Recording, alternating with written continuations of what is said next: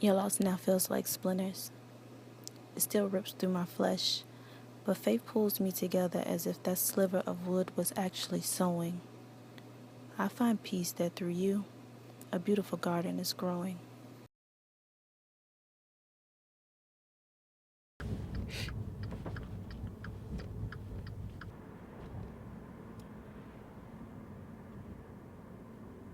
I still haven't been over here since the whole thing happened. Have you been over here? I don't even know which one he was exactly shot at. It's one of these buildings. It's one of these buildings.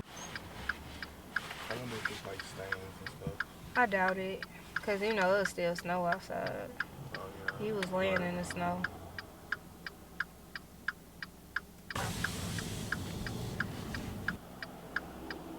I think it was over there. Like right there, just to the left.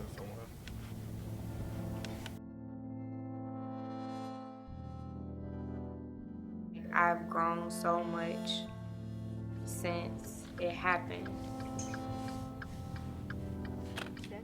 You have to like dig deep in yourself and figure out like, is this really where I want to be? Is this really how I want to spend my life because of this incident? Before Cory passed, the night before, like, I was praying and asking for purpose.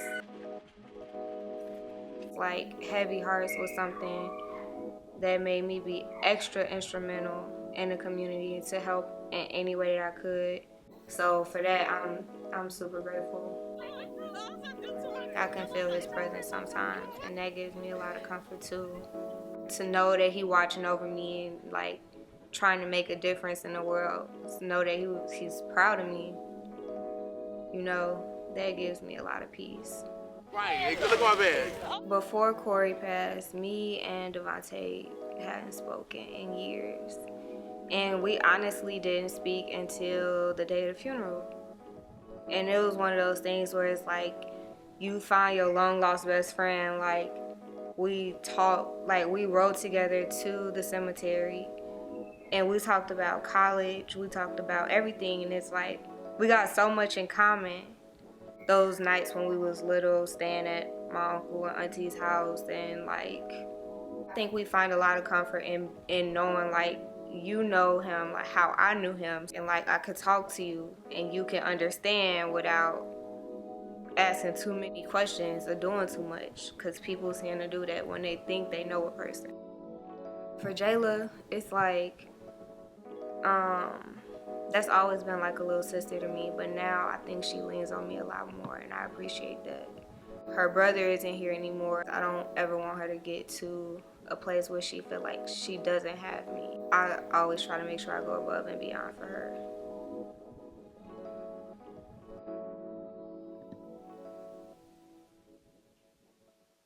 I look at it every day. I roll over when I wake up in the morning, I look at it. That helped me heal a little bit too.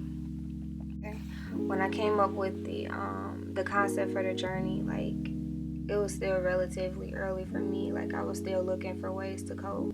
So I came up with this list, one, to bring me closer to God, and two, to give me peace with the situation, because I didn't know how to deal or handle what was like all my emotions at the time. Like, I didn't know how to do it. And so this list, I look at it every day, and it just reminds me to stay positive. I would give anything to see Cory again, like just to have one last conversation or one last hug. Like, I'll give anything for that. But, you know, I just have to follow the journey. And that's how I make it from one day to the next.